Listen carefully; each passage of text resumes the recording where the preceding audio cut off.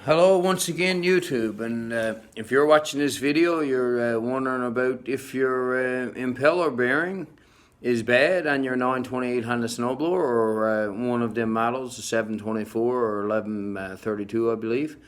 You might have been noticing a big squelching noise coming out of your machine, and when you engage or to throw the snow, and a lot of people would think that that was a bad belt, but I'll show you what I found out by my inspection.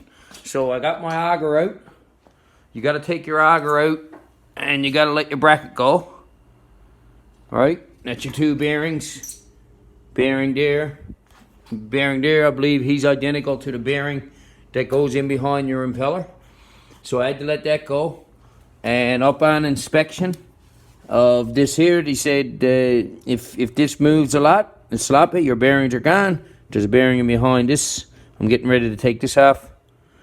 And it is very sloppy, so I've diagnosed the problem to be that, because I had a kit picked up, the two belts, the drive belt and auger belt, just in case, and it's good to have them here.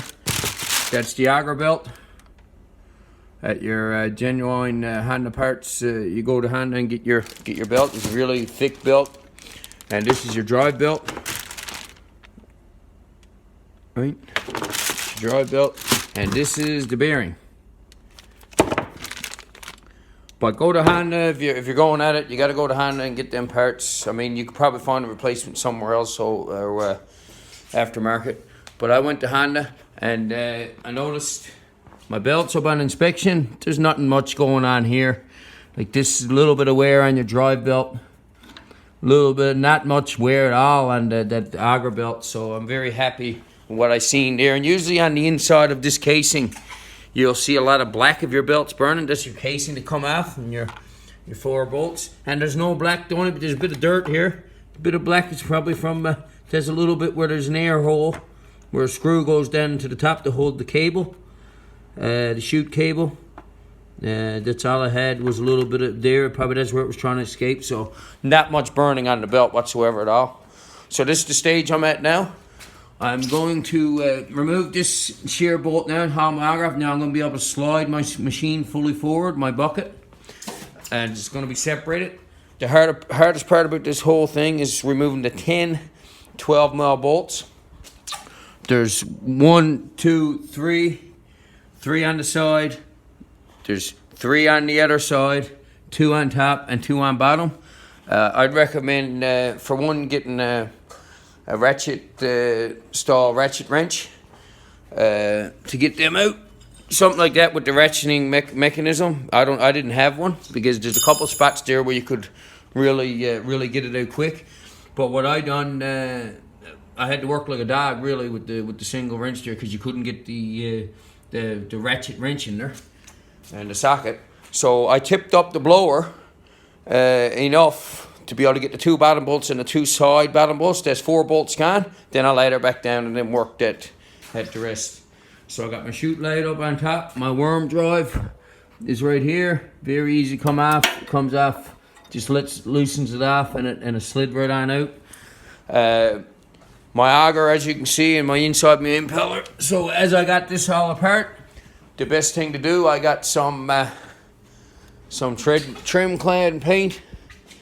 Fire red is called. This is what I used the last time, so it's pretty close. I'm not particular, so I'm gonna put the trim clad rust paint, and I'm gonna put that on her.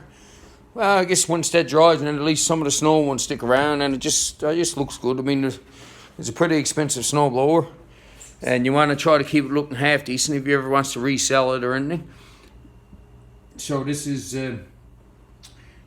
the auger there, and I'll paint that too, and I'll do a little cleanup on her, and I'll probably do a part 2 video on and when it come out and what shape the bearing was in, just to show you very quick. But also I'll let you know, there's I got the one that don't have the change drive. Mine got the hydrostatic, but she goes into a side transmission. A little side note. And the right transmission, he calls it, or sub transmission, that's on the side that drives the track. And I had to get it redone. and I attempted to do it myself. I was almost getting ready to do it, but I couldn't do it because I had a party the next night and I didn't want to have the garage in a state. But what I done is a packed grease, it's a packed in grease gear system. So I'll show you the grease nipple I had the guy install for me. There it is, the grease nipple up here on the right transmission. And that there, next year, every year, I'll just pump her full of grease, because when I took the casing on myself, there was no grease left in there. There was actually more salt in there than grease from crystallization and stuff. So there's a little tip about your hand if you got one like that. Now, I do know they got her changed to a chain drive, but this one here, there's still many of them out there. If you got the right transmission, get a grease nipple installed, just tap it in and throw it in there, and use a grease gun every year on her. But other than that, you might see a part 2 video on this, but hopefully this helps out some people. When you got the squelch noise, check your belts and check your impeller. More than likely, it's the sound of your impeller is going around, and she's so sloppy, she's tearing into the bucket a bit. All right, thanks, YouTube. Have a good day.